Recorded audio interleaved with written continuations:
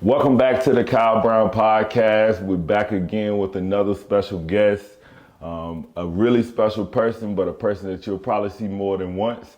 But I wanted to get him in early because he's going to be able to drop some gems on our audience, drop some gems on the people a number of times. It's my guy, Kimani Robinson, the founder of many things, the founder of Billionaire Lessons, the founder of Billionaire Academy, a diversity professional, a man of many ways, and most importantly, my guy is Delaware State grad. Shout out to them. And also Brooklyn, New York. Born and raised, a member of the crew. So I'm super excited to have him on the podcast today, my brother. So thank you, my guy. Thank you for being on the show, my G. Yeah. What's going on, everybody? I'm Kimani Robinson, like Kyle mentioned. Yeah, man, we got connected, 7-8 years ago when I moved out to Columbus, Ohio. Kyle, one of the biggest things I always say about him is a connector. So whenever I needed to be around a good group of people, learn more about myself, or even step into, diversity space, Kyle led the way in that aspect as well. So we've been able to kind of, one hand wash the other, support each other throughout years. And, being HBCU grads, one thing I could always say about that community is whether you went to Del State or went to Winston or a FAMU or A&T, we all got that one thing in common as being prideful in our HBCUs and wanting to help each other build, no matter where you're from, what you do, what frat you're a part of. Yeah. You know what I'm saying? We want to help each other build. So I appreciate you for letting me on the show, ready to rock. I've been needing to get back into space too. Because like you said, I have my own podcast as well. So ready to rock and roll, bro. Absolutely, bro. And I think it's always important to, I don't like to stay on it too long, but it's important to give people their flowers. I started my podcast because I saw Kimani grinding on his podcast 5 years ago before podcasting was a big thing. Billionaire Lessons was a thing where you were talking to people about a number of up and coming brewing entrepreneurs, up and coming fashion designers, brand designers, people who were doing some really dope things in different industries.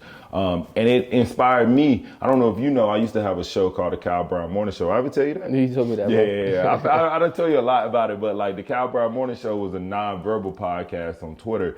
But I saw how the podcast wave was really picking up. And you were grinding. We were in the middle of Columbus, Ohio. We probably could have never imagined that kid from Brooklyn, the kid from Kinston, North Carolina, we would have ended up in Columbus. We are Buckeye fans, so that's a fact. That is stamped. We are Ohio State Buckeye fans, so shout out to them. But we probably never would have imagined that we would have been in Columbus, Ohio, in that area of our 20s. But we made the best out of it. I was freezing cold out there, but I loved what Columbus brought to my life. I loved the evolution that I had in Columbus. And I met you, my guy. Facts. I met you, my guy. We probably live 10 minutes apart from each other. And I think it's always important to not count, the negatives about a certain space or the cold weather or this and that, but you can count the good things, the blessings about it. And I got to meet you. I got to meet a lot of other amazing people. And when you were in Columbus, you were so consistent with your podcast, which was Billionaire Lessons. Talk to us, talk to me just about Billionaire Lessons, what made you start it. We got the B's on our chest and we're going to get to that later. But Billionaire Lessons was the podcast. We got a Billionaire Academy on. How did you even start that and what got you into that? What's crazy, bro? You can definitely attest to this, being in college, being in student government, running programs, and a lot of times we would just be given information and knowledge, right? Yeah. So whether it was an Alpha program or a Kappa program, we'll talk about, issues going on in our community, right? Yeah. I remember when we were in college, it was the Trayvon Martins of the world, you know what I'm saying? Freddie Grays, the list goes on, and I'm like, dang, why do we keep so much of these conversations, what we're doing in the collegiate space, but we're not really talking about it in the real world, especially when it comes to young professionals, especially when it comes to people from our communities. So I was talking to my boy Mike, actually, and he was like, yo, bro, I think you should get on Instagram and really start sharing your information, sharing knowledge. And I was talking about topics of like not being a used to, right? And being a used to was you used to be great, or you used to be a student athlete, or you used to be lit on campus, right? And you step into the real world and you kind of lost it. You know what I'm saying? Then you was the man, homie. What happened to you? Exactly. So it's like I used to really talk about that. It's like, don't just be this individual when you're in college and you're trying to find yourself, and then you step into adulting and you lose that sense of yourself. So started talking about that a lot. And then I had a friend of mine was like, bro, you dropping billionaire lessons, because my Instagram handle has always been billionaire_lifestyle. It has always You led with that. Led with that, yep. So billionaire_lifestyle, and it was really just living the lifestyle of a billionaire. Honestly, that's wealth. That's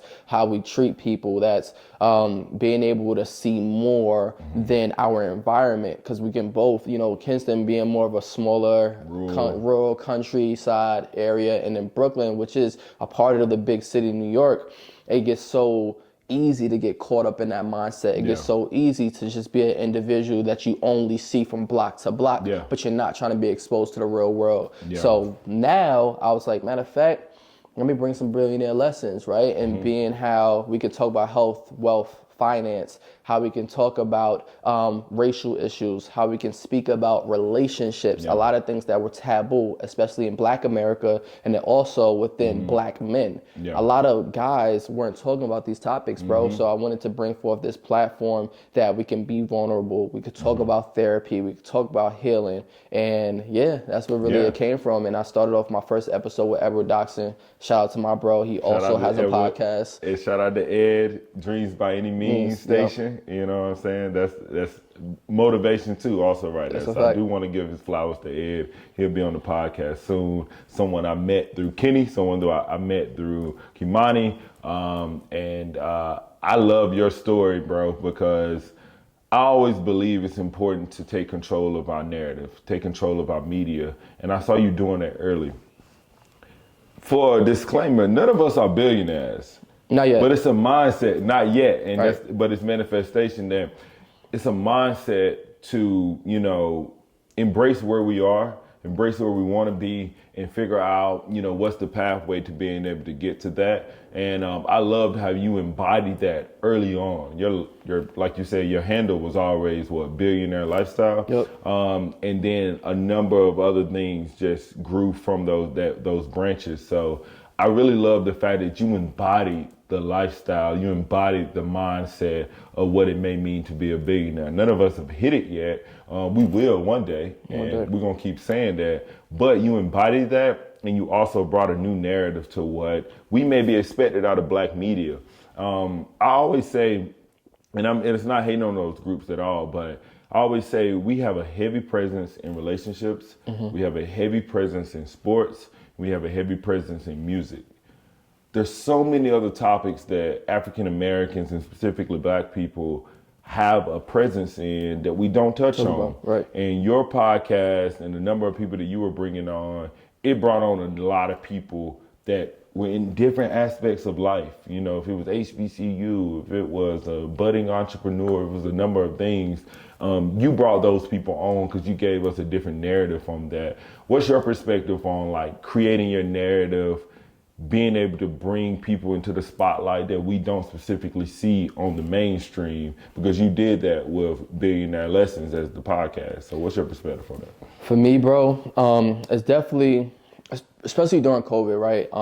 We saw a lot of pictures painted and stories being written that weren't straight from us, straight from the source, right?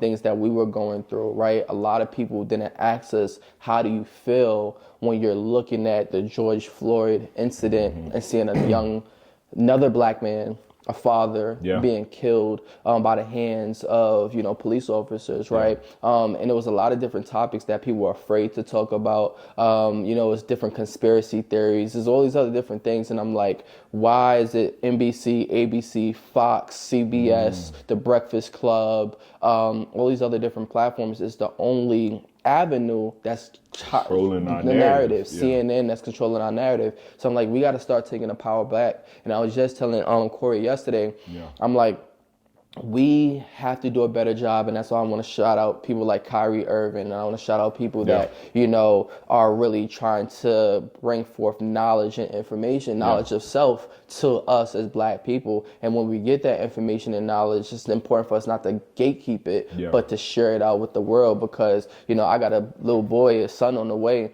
and he needs to understand that you can write your story. You have full capability to tell your truth, right? And I want to encourage and push forth that we are the beacons of hope. We are the individuals that can truly, truly make a difference. And honestly, it's behind our voices, bro. We understand the power that we had. It says in the Bible, your words are a sword. So we have to realize how we can effectively use our words. We've seen with people like Donald Trump, and we've seen with other different individuals that did not use their words in the right manner, and how it affected an entire country, an entire union. So I want to bring forth people together in a cohesive unit by utilizing our platform, utilizing our voices, because I believe it could be two other guys, homeboys, watching us right here and be like, dang, bro, why don't we have more conversations like this when we're together? And now it changes the whole paradigm amongst Black people. It changes it, and it hit me. It hit me during the pandemic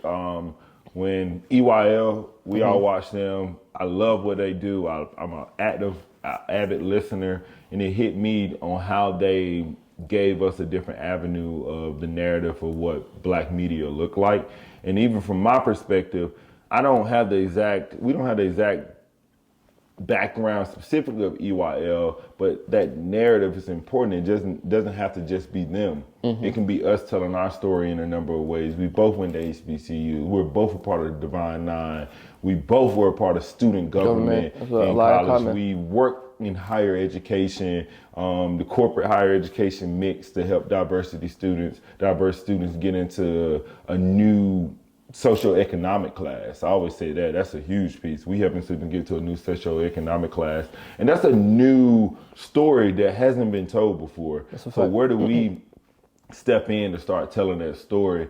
And I think it's super important that in the past, we used to have to write autobiographies. Now we have media. We can tell our story in real time. We can talk about Billionaire Lessons, Billionaire Academy in real time. We can talk about the Kyle Brown podcast in real time. And when I'm 70 and my kids are grown and I can be able to show them this, it's like, that's what I'll have for history to last on forever. And our parents and our grandparents, they didn't have media to be able to come and talk to about their experience in their life and how they navigated it during that period. And that's been a huge piece for me on wanting to start this.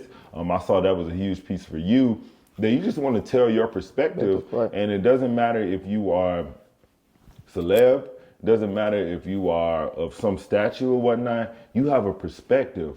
Not to take it back too far, when I was in Winston-Salem State, my professor made us read this book called The Narrative, the amazing, interesting narrative, sorry if I butcher the name, of Olaudah Equiano. Olaudah Equiano was an African slave that was abducted and brought to America. Through that time, he learned English, and he learned how to write, and he learned how to tell his story. And that's one of the most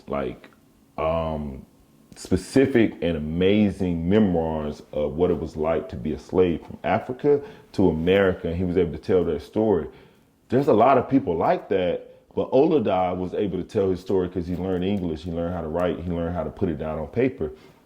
Now we have the ability to not have to be just Olaudah. We can be anybody and get in front of the camera and tell our story as an African American and how we're navigating, the current day state of society. There's been a lot of progress, but there's also been a lot of things that are still going on. The footage of Tyree Nichols in Memphis just dropped yesterday. Things keep continuing to happen, and we need to be able to tell our narrative about those different things. And it could be that, it could be a corporate job, it could be a community impact job, it could be a number of things. I don't care if you're just playing basketball in the backyard with your dad or with your mother. We have the ability to tell that now, and we don't have to wait on mainstream to do that. And I want to, once again, give you your flowers, because you started that 5 years ago when podcasting wasn't a big thing, and you decided to start telling that story. So I think that's a huge piece that we got to continue to harness. Hopefully, like you said, there's 2 people, 3, 4, 5, more than that are looking at this to say, you know what? Let's tell our story. What does it look like to live in Louisiana? What does it look like to live in Chicago? What is it like to live in Kinston, North Carolina, Brooklyn, New York? Because there's diversity in our own culture. There's diversity in our own culture, and we aren't the same. We aren't the same at all. We may all represent African Americans, but we all have different stories. So I think that's super important that we continue to tell our story. We tell it in an authentic way, but we also lean on pushing that positive content out, because we'll start seeing more positive outcomes in a number of different ways. So I'm excited that, we can get in this space. We can do this every day. We can do this every day. You know what, to that point too, bro, talking about like positive content, social media could get so draining, and that's why I believe, and I think there's also a lot of studies that show of, what we consume is leading into depression, leading into a lot of violence, leading into people that have certain outlooks on life. And if we push this positive message forward, I believe we can change and shift a lot of people's mindsets, bro. We can help so much. And now I want to tell the next person that's listening, we don't got to wait for nobody, bro. Zero. Like for you, you just talked about you copped the camera, you copped the lights, you copped the mic, you did, you invested into your business and yourself, and now we're here. We're here. And it only honestly takes a day to get started. Like you don't need all I remember Gary Vee will always talk about that. As long as you have a phone, you can shift everything, bro. Your phone does everything. And that's the shift. And social media brings a lot of negativity, I think, in certain areas. It can get very divisive in certain areas. It can be very negative content. But how do we penetrate that with positive content? How do we penetrate that with our narrative and tell them that it ain't just what you see? One of the biggest, most popular categories on social media is crime. It's crime, true crime. We can change that. We can change that in a number of ways, but we got to keep giving our narrative and what people are doing in a lot of different avenues. So I'm a big proponent of let's change that. Let's turn on our cameras. I used to be scared of the camera. I was never scared to talk, but I used to be scared of the camera. That's a fact. But we got to be able to step into that now, because social media has allowed us the outlet to now be able to tell our story in real time. 50 years from now, this will exist. 40 years from now, we can reflect on this. 30 years, we can continue to pass this down. Our kids will see this and they were like, you know what? My dad did this. I need to keep this going. I'll have this forever. I wish I could look back 200 years ago and see what my ancestors were able to do. You can do that now. You started it early, and hopefully I can be able to do the same thing. So I know both of us are big on creating our own narrative, telling our own story and whatnot. But at the same time, we balance a lot of things. We balance a lot of things in real time. You work in the diversity talent space. You have a business on the side, Billionaire Academy. Billionaire Lessons will be making another season of return. I'm stamping it. Even if you don't want to, I'm stamping it. It's coming back. So what is balance like for you in being able to balance all that? You're a new father on the way.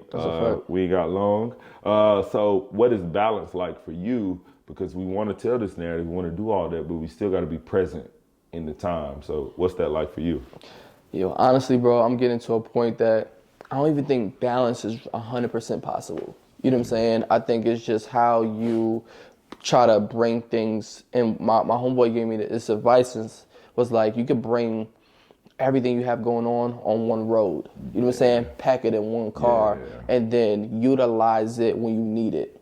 So for me, it's being able to do one thing, but this one thing can help with something else. So me having this platform, talking about, diversity, inclusion, us as Black people that can lean into my workspace. And now the same mindset, the same grind, the same love and passion I have here, I can give that to a program at work, you know what I'm saying? And then the same creativity level and the same level of wanting to do better and innovation, I could now give to Billionaire Academy. Yeah. And then that aspect of nurturing and caring for something I could bring into my son. Yeah. You feel me? Yeah. So it's like how you can utilize one thing and then bring it for a chain reaction to one thing to something else to something else. It's hard when you try to separate it and balance everything. That's when you get overwhelmed. That's when you kind of take a break off from one thing and one thing messes up. How you do one thing is how you do everything. So if you give more and more to yourself, that's why working out is important. And I definitely want to talk about with you, because of course, me having to be in a podcast, I got some questions for your ass as well. When it comes to like, you know, you did triathlons and you did other things to really get your mind going. And I talked about that before. It's and honestly, next week, my goal is to get back early morning workouts to really start my day, because we see, you know, that chemical release in your mind. Like when you start your day working out, blah, blah, you're more positive, have more energy or whatever. So it's really not trying to balance everything. It's trying to do one thing that's able to help you with the next. You feel me? So yeah, bro. Yeah, my CEO of the company I work for now, he's a billionaire. He said, I don't believe in work-life balance. I believe in work-life integration. He said, you're going to spend a lot of your time at work. You're going to spend a lot of your time outside work. You'll be crazy not to take what you learned at work into the things you're doing outside work. If you got a side hustle, I hope you're using the analytics you learned at work in your side hustle. If you work for a community nonprofit, I hope you're bringing that back into work to get more people involved in your nonprofit. And that really stuck with me. I was like, work-life balance ain't real. Work-life integration is, because we're going to work. I like that. You know, but I love how you say, like, you packaging everything in your own car. We taking it with us. Right. And I think it's a mindset change of saying, like, I got to do all these things. That's what I love to do. This is what I'm going to do. And it's not a balance. Like, it is a balance, but it's an integration more important. I think it's an integration of doing a podcast. I'm getting my MBA right now. I'm a husband. I'm working full time. I'm a part of a nonprofit right now. I own a couple boards for nonprofits.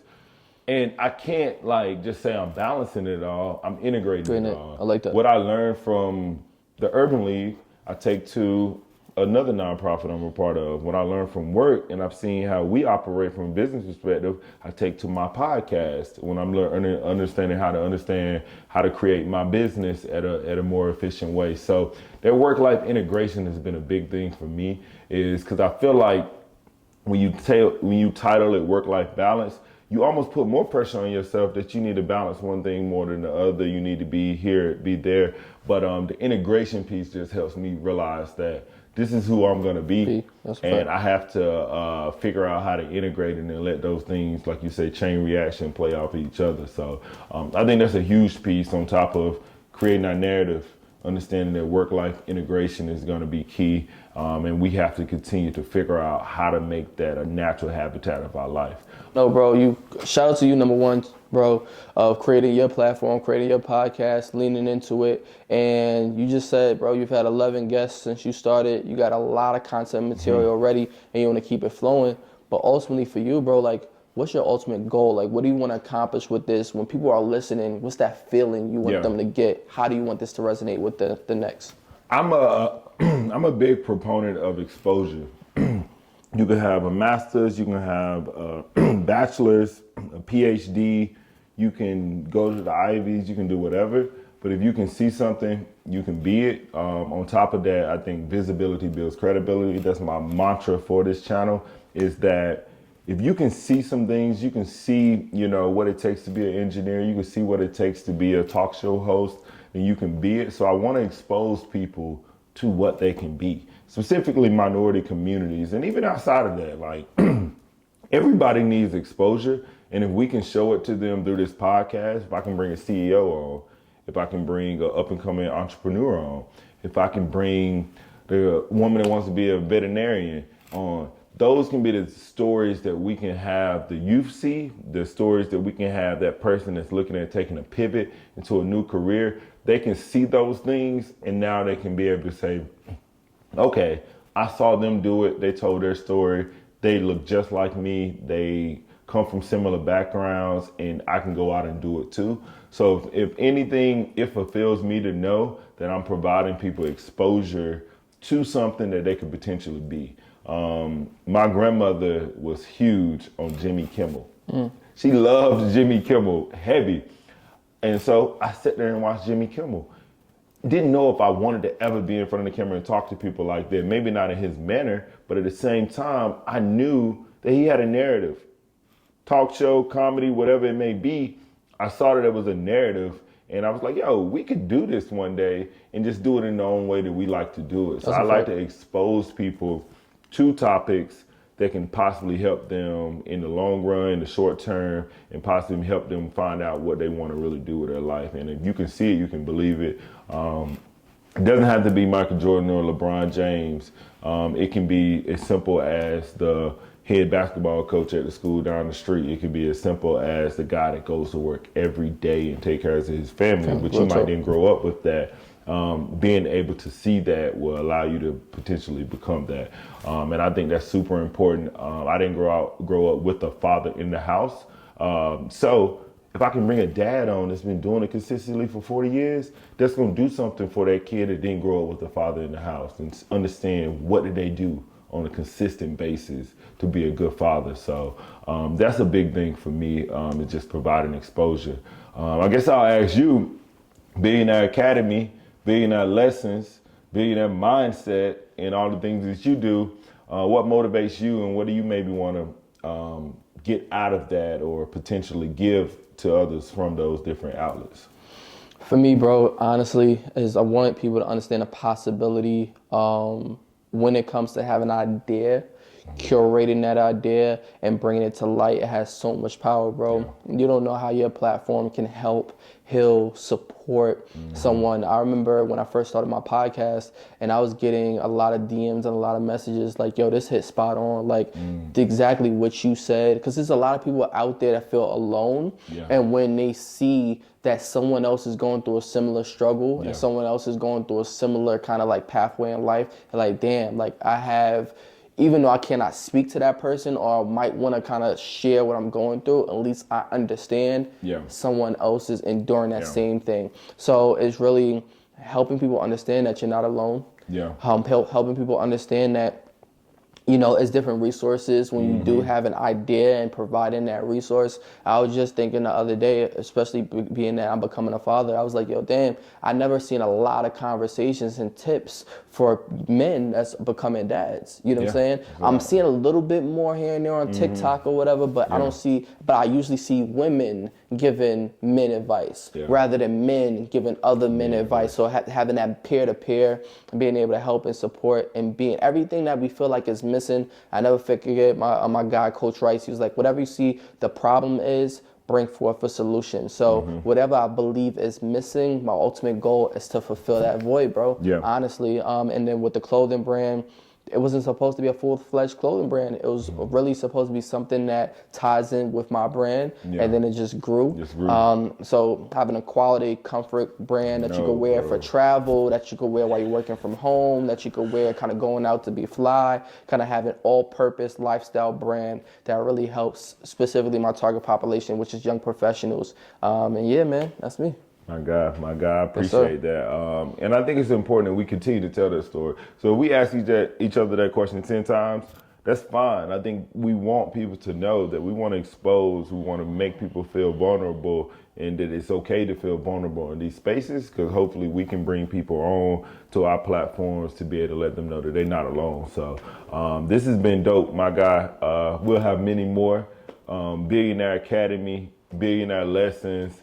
You can probably find that at a number of spaces. Where can they find Billionaire Academy? Billionaire Academy. So I have my www.billionairelessons.co is the website. And then when it comes to Billionaire Lessons, honestly, if you Google the name, the platform, Kimani Robinson, you'll see it. And yeah, man. And then on social media, it's Billionaire Lessons __. Yeah. Got it, man. So, man, I appreciate you for being on. Yes, sir. Many more, and we're going to keep rocking it out. My God.